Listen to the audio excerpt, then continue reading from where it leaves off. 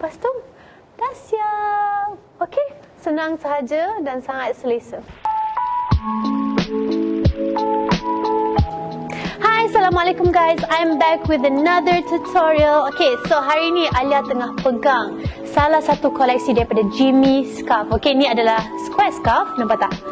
Okay, so korang nampak tak dekat square scarf ni ada apa? Nampak tak? So basically ada tulis Jimmyscarves. Cantik kan design dia? Alright, okay, so to the tutorial, Alia akan lipat macam tudung bawah biasa.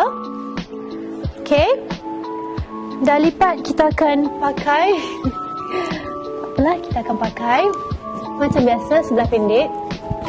Okay, sebelah pendek, dan kita akan pinkan.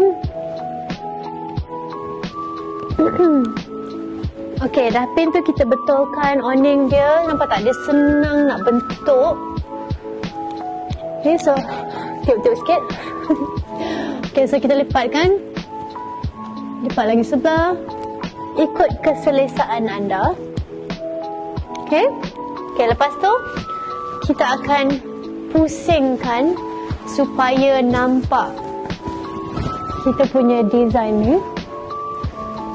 Okay. Dan kita akan pinkan atas kepala. Okay. Kejap. Okay, lepas tu kita akan betulkan balik awning. Ikut keselesaan, nak buat pendek ke, panjang ke. Lepas tu, dah siap. Okay, senang sahaja dan sangat selesa.